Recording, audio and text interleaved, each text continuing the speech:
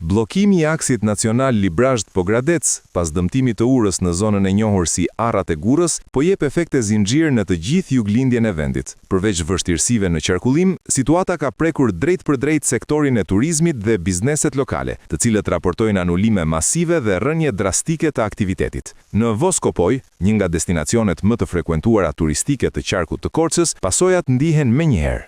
Në një situatë normale, fundjava në fshatin turistik të Voskopojës do të kishte dyndje të turistëve vendas.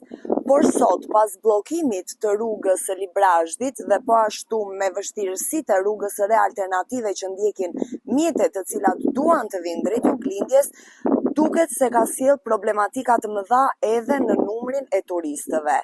Shumë nga turistët të cilët kanë prenotuar për të kaluar 2 ditë në fshatin e Voskopojës kanë anulluar rezervimet e tyre për shkak të vështirësive në qarkullimin e mjeteve.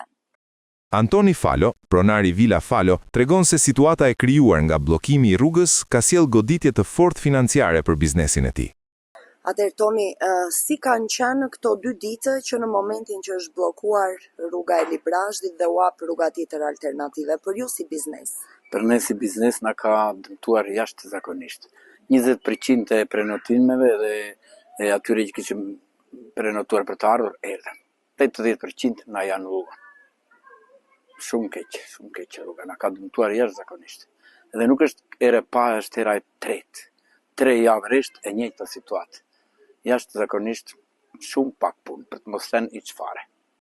Ai sqaron se kishte 10 dhoma të rezervuara për fundjavën, por 7 prej tyre u anuluan në momentet e fundit. Vetëm 3 klientë arritën të mbrinë në destinacion, ndërsa pjesa tjetër u detyrua të kthehej mbrapsht për shkak të pamundësisë për të kaluar. Për shembull 10 dhoma që kam unë, mu anulluan 7 erdhën 3.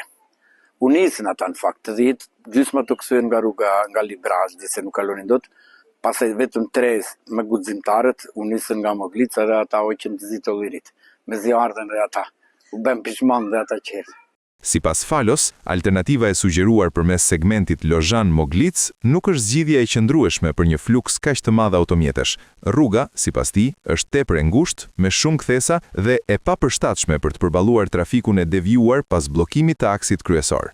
Shumë keq, rruga e Moglicës është, unë vetë mund të kem kaluar 10 herë në atë rrugë, është me shumë kthesa dhe jashtëzakonisht e ngushtë. Dhe nuk mund të përballoj një fluks kaq të madh të automjeteve, mbasi ishte bllokuar rruga Librazhd Prenjas, Pogradec.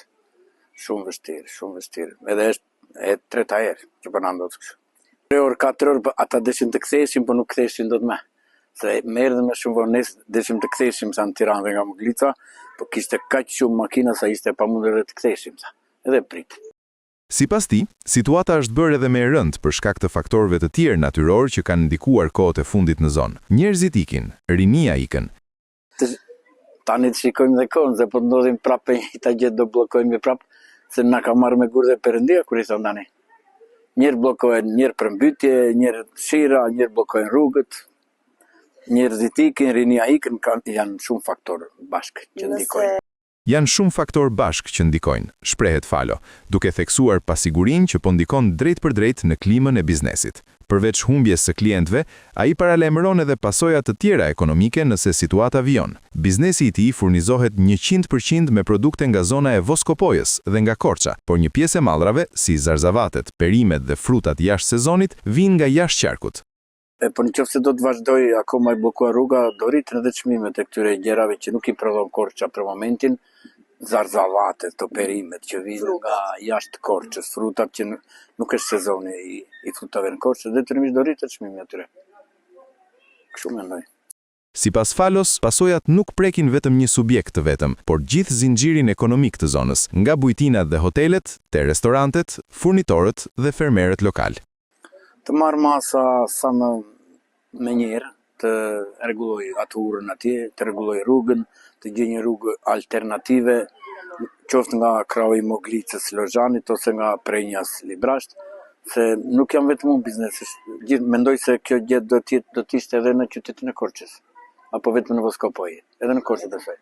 Në një moment kur turizmi dimror dhe ai fundjavor përbëjnë burim të rëndësishëm të ardhurash për zonën, çdo ndërprerje e qarkullimit në akset kryesore shndrohet në goditje të drejtpërdrejtë për ekonominë lokale, duke rritur pasigurinë dhe duke vënë në pikë pyetje vazhdimsinë e aktivitetit për shumë biznese të vogla.